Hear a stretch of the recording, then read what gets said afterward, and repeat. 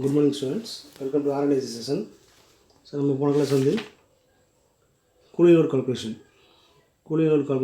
different heat sources பார்த்தோம். The source it can be sensible heat load and sensible latent heat load. Sensible heat load and latent heat load. So அதை பற்றி பார்த்தோம். conduction heat load. So இந்த class வந்து radiation load of sun என்ன? சூரியன் வெளிப்பக்கத்தில் விழும் solar radiation தான் air conditioning மற்றும் ரெஃப்ரிஜரேஷன் கருவிகளுக்கு ஏற்படும் அதிகப்படியான லோட் ஆகும். அப்போ வெளிப்பக்கத்தில் விழும் சோலார் ரேடியேஷன் தான் ஏர் கண்டிஷனிங் மற்றும் ரெஃப்ரிஜரேஷன் கருவிகளுக்கு ஏற்படும் அதிகப்படியான லோட் ஆகும். சோலார் ரேடியேஷன் மூலம் கட்டிடத்தில் முடிச்ச வெப்ப அளவு கேட்கறதான கொடுத்துருக்காங்க. இப்போ சோலார் ரேடியேஷன் மூலம் உள்ள பில்டிங்குள்ள உள்ள ஹீட் ட்ரான்ஸ்ஃபர் ரேட் அப்போ அதை பொறுத்து என்ன நமக்கு மாறுது. ஃபேக்டர்ஸ் வந்து மாறுது. என்னென்ன ஃபேக்டர்ஸ்? சூரிய கதிர்களின் கோணம் அப்போ எவ்வளோ டிகிரியில் போகுது சூரிய கதிர்களின் கோணம். ஆகாயத்தின் சுத்தத்தன்மை சூரிய கதிரின் திசைக்கு கதிர்கள் விழும் பரப்பு இருக்கும் நிலை.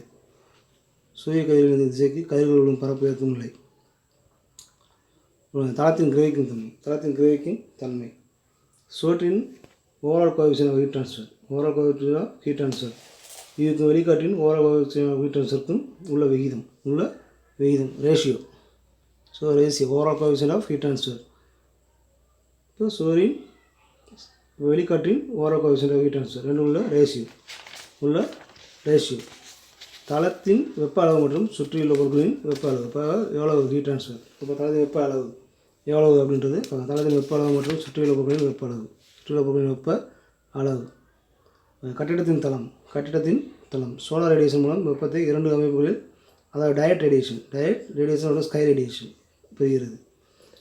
சோலார் ரேடியேஷன் மூலம் வெப்பத்தை இரண்டு அமைப்புகளில் டைரக்ட் ரேடியேஷன் மற்றும் ஸ்கை ரேடியேஷன். அப்போ டைரக்ட் ரேடியேஷன் என்பது தளத்தின் மீது நேரடியாக விழும் சூரிய கதிர்களாகும். டைரக்ட் ரேடியேஷன் என்பது தளத்தின் மீது விழும் நேரடியாக விழும் சூரிய டைரக்ட் ரேடியேஷன். அப்போ சன் வந்து டைரக்டாக நமக்கு கிடைக்கிறது. அது தளத்தின் மீது நேரடியாக விழும் சூரிய கதிர்கள். ஸ்கை ரேடியேஷன் என்பது சூரியன் நேரடி தொடர்பு இல்லாத தளங்களால் பெறப்படும் வெப்பமாகும். ஸ்கை ரேடியேஷன் அப்போ சூரியன் நேரடி டைரக்ட் கனெக்ட் இல்லாமல் வர ஒரு ஹீட் அதான் ஹீட்டை என்ன ஸ்கை ரேடியேஷன் சொல்கிறோம். நம்ம சொல்கிறோம். Next solar heat gain through outside walls and roofs. Through outside walls and roofs. இப்போ 24 மணி நேரங்கள் வெளிக்காட்டின் வெப்ப அளவிற்கும் சோலார் ரேடியேஷன் வெப்ப அளவிற்கும் உள்ள மாறுபாட்டின் காரணமாக கூரை மற்றும் வெளிக்கதவுகளின் வழியாக கடத்தப்படும் வெப்ப அளவு ஒரே சீராக இருப்பதில்லை. அப்போ வெளிக்காட்டின் வெப்ப அளவிற்கும் வெளியிருக்கிற வெப்ப அளவிற்கும் சோலார் ரேடியேஷன் வெப்ப அளவிற்கும் உள்ள மாறுபாட்டின் காரணமாக கூரை மற்றும் வெளிக்கதவுகளின் வழியாக கடத்தப்படும் வெப்ப அளவு ஒரே சீராக இருப்பதில்லை. இப்போ வெளிக்காட்டின் வெப்ப அளவு அதிகரிக்கும் போது சூரியன் வெப்ப அளவு அதிகரிக்கிறது. இப்போ வெளியிருக்கிற வெப்ப அளவு அதிகரிக்கும் போது சூரியன் வெப்ப அளவு அதிகரிக்கிறது. இதனால் சூரியன் ஓரளவுக்கு வெப்பம் சேமிக்கப்படுகிறது. இதனால் அறைக்குள் கடத்தப்படும் வெப்ப அளவு குறைகிறது. வெப்பம் சேமிக்கப்பட்டு அறைக்குள் கடத்தப்படும் வெப்ப அளவு குறைகிறது. வெளியே ஹீட் அதிகமாக வரும்போது சூரியன் வெப்ப அளவு அதிகரிக்கிறது. சூரியன் ஓரளவுக்கு வெப்பம் சேமிக்கப்படுகிறது. அப்போ அறைக்குள் கடத்தப்படும் வெப்ப அளவு குறைகிறது. சூரியன் சேமிக்கப்பட்ட வெப்பம் மாலை அறைக்குள் செலுத்தப்படுகிறது. வெளிக்காட்டு வெப்பநிலை தொடர்ந்து மாறிக்கொண்டே இருக்கும். இப்போ 2 கருவுக்கு கீழே உள்ள பரப்பளவு சமம். இப்போ 2 கருவுக்கு இருக்குது. இப்போ கிராஃப் பார்த்து தெரியும் உங்களுக்கு. டைமு டெம்பரேச்சர் அப்போ டெம்பரேச்சரில் கிராஃப் இப்போ 2 கர்வ் இருக்குது. 2 கர்வ் என்னது? Instantaneous load from outside, actual load inside room.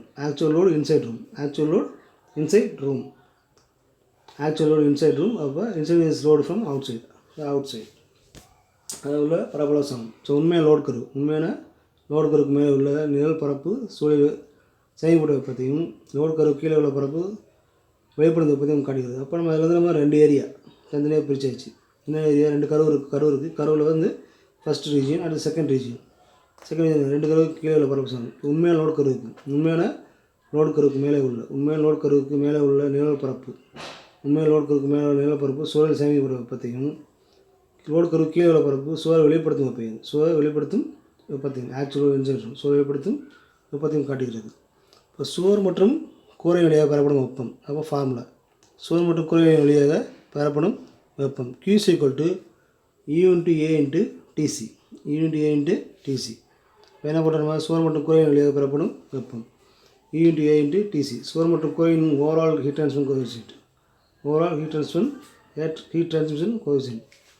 சுவர் மற்றும் கூரையின் ஓவரால் ஹீட் டிரான்ஸ்மிஷன் கோஎஃபிஷியன்ட். சுவர் அல்லது கூரையின் பரப்பு. சுவர் அல்லது கூரையின் ஓவரால் டிரான்ஸ்மிஷன் கோஎஃபிஷியன்ட். சுவர் மற்றும் கூரையின் ஓவரால் ஹீட் டிரான்ஸ்மிஷன் கோஎஃபிஷியன்ட்.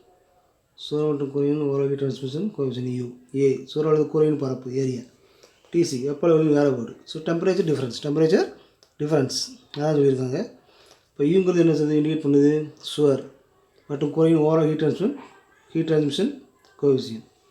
சுவர் மற்றும் கூரையின் overall heat transmission coefficient. A சுவர் மற்றும் கூரையின் பரப்பு. ஸோ டிசிங்கிறது வெப்ப அளவுகளின் வேறுபாடு. ஸோ அடுத்து solar heat gain through glass. Glass areas. கண்ணாடியின் மீது சூரிய படும்போது அது ஒரு பகுதி கிரகிக்கப்படுகிறது, ஒரு பகுதி திருப்பி அனுப்பப்படுகிறது. ஸோ மீதமுள்ள வெப்பம் நேரடியாக கட்டிடத்துக்கு செலுத்தப்படுகிறது. இப்போ ரேடியேஷன் செயலுடன் சூரியன் இரண்டு படத்திலும் கன்வெக்ஷன் செயலும் நடைபெறும். இப்போ ஹீட் த்ரூ கிளாஸ் ஏரியாஸ் நம்ம வந்து சூரிய படும்போது ஒரு பகுதி கிரகிக்கப்படுகிறது, இன்னொரு பகுதி திருப்பி ரிஃப்ளெக்ட் ஆகுது. இப்போ மீதமுள்ள வெப்பம் நேரடியாக கட்டிடத்துக்கு செலுத்தப்படுகிறது. ரேடியேஷன் செயலுடன் சூரியன் இரண்டு படத்திலும் கன்வெக்ஷன் செயலும் நடைபெறும். ஸோ பெறப்படும் வெப்ப ஆதாயம் ஈக்குவல் டு சோலார் ரேடியேஷன். பெறப்படும் வெப்ப ஆதாயம் ஈக்குவல் டு சோலார் ரேடியேஷனால் கடத்தப்பட்ட வெப்பம். சோலார் ரேடியேஷனால் கடத்தப்பட்ட வெப்பம். இது கன்வெக்ஷன் முறையில் கடத்தப்பட்ட வெப்பம். கண்ணாடி மற்றும் உட்புற பரப்புக்குள் பயன்படுத்தப்பட்ட ரேடியேஷன் வெப்பம். பெறப்படும் வெப்ப ஆதாயம் ஹீட் கெயின். சோலார் ரேடியேஷனால் கடத்தப்பட்ட வெப்பம். கன்வெக்ஷன் முறையில் கடத்தப்பட்ட வெப்பம். ஸோ கண்ணாடி மற்றும் உட்புற பரப்புக்கு பரிமாறப்பட்ட ரேடியேஷன் வெப்பம். கண்ணாடி மற்றும் உட்புற பரப்புக்கு பரிமாறப்பட்ட ரேடியேஷன் வெப்பம். Solar heat gain through glass areas.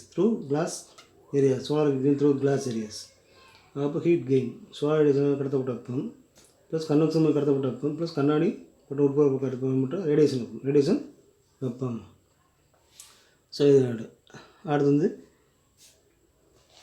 Infiltration air load. Infiltration air load.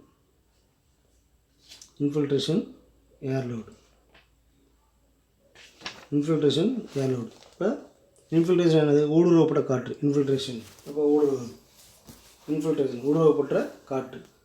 ஊடுருவப்பட்ட காற்று என்பது கண்டிஷனிங் செய்யப்பட்ட இடத்தில் ஜன்னல் விரிசல் மற்றும் கதவுகளை திறப்பது போன்ற செயல்களின் மூலம் நுழைந்த காற்றாகும். இது ஜன்னல் மற்றும் கதவுகள் இருபுறமுள்ள அழுத்த மாறுபாடு காரணமாக எழுகிறது. இந்த காற்றின் வேகத்தையும் அது செல்லும் திசையும் உட்புற மற்றும் வெளிப்புற காற்றின் அடர்த்தியும் பொறுத்ததாகும். ஊடுருவப்பட்ட காற்றை இரண்டு முறையில் கணக்கிடலாம். கிராங்க் மெத்தட் மிகவும் துல்லியமான கணக்கு தேவைப்படும் இடங்களில் இது மாதிரி பயன்படுகிறது. Crank method.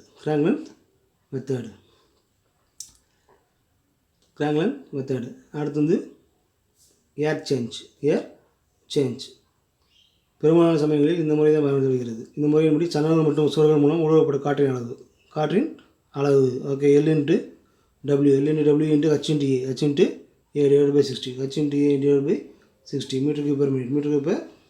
Lங்கிறது ரூம் லென்த், Wங்கிறது ரூம் விட்த், Hங்கிறது ரூம் ஹைட்டு, ஏங்கிறது ஏர் சேஞ்சஸ் பெர் ஹவர்.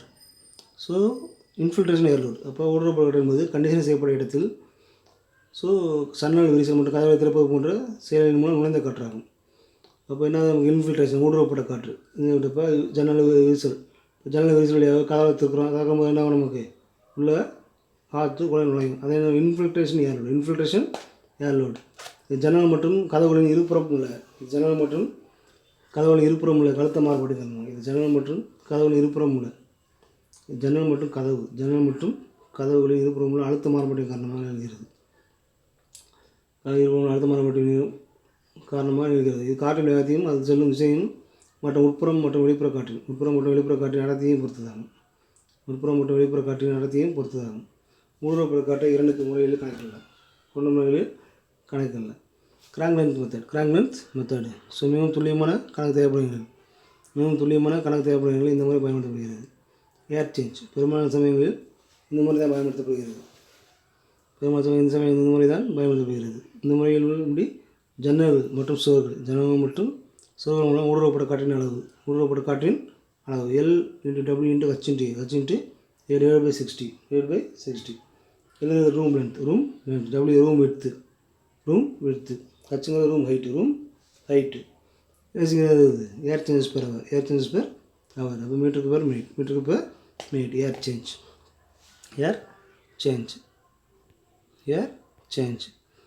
அப்போ இதில் நமக்கு அறையில் காற்று வீசும் திசையில் மட்டும் ஊடுருவதால் ஊடுருவும் காற்றின் அளவு மேலே கணக்கிடப்பட்ட அளவில் பாதியாக எடுத்துக்கொள்ளப்படும். ஒவ்வொரு காதின் வழியாக அறைக்குள்ளே செல்லும்போது உட்செல்லும் காற்றின் அளவை விட அறைக்குள் செல்லும்போது உட்செல்லும் காற்றின் அளவை சுவர்கள் மற்றும் ஜன்னல்கள் வழியாக ஊடுருவும் காற்றின் அளவுடன் சேர்ந்து கட்டிடத்தின் ஊடுருவும் காற்றாக எடுத்துக்கொள்ள வேண்டும்.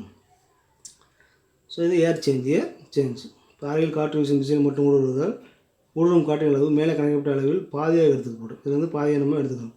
ஒவ்வொரு காதின் வழியாக அறைக்குள்ளே செல்லும்போது உட்செல்லும் காற்றின் அளவை சுவர்கள் மற்றும் ஜன்னல் வழியாக ஊடுருவும் காற்றின் அளவுடன் சேர்ந்து கட்டிடத்தில் ஊடுருவும் காற்றாக எடுத்துக்கொள்ள வேண்டும்.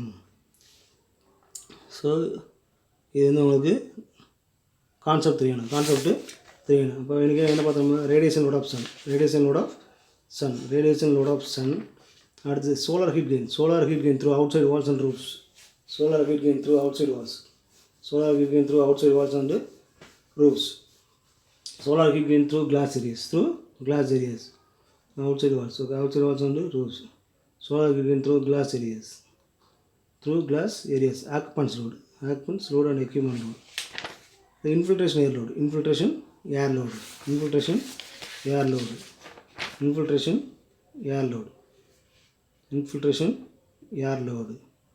so infiltration air load crank length method and air change so meter per minute இப்போ ரூம் லென்த் எழுதுகிற room length W room width H room height air changes per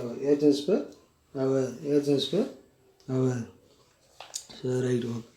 so இது வரைக்கும் பார்த்தா எவ்வளோ கான்செப்ட் ரிவ்யூ பண்ணிக்கோங்க. அது நெக்ஸ்ட் கிளாஸ் வந்து miscellaneous heat sources பார்ப்போம். ஸோ நம்ம நெக்ஸ்ட் கிளாஸ் மீட் பண்ணுவோம். Thank you students. ஸோ ஏதாவது டவுட் இருந்தால் கிளியர் பண்ணிக்கோங்க. நம்ம நெக்ஸ்ட் கிளாஸ் மீட் பண்ணுவோம்.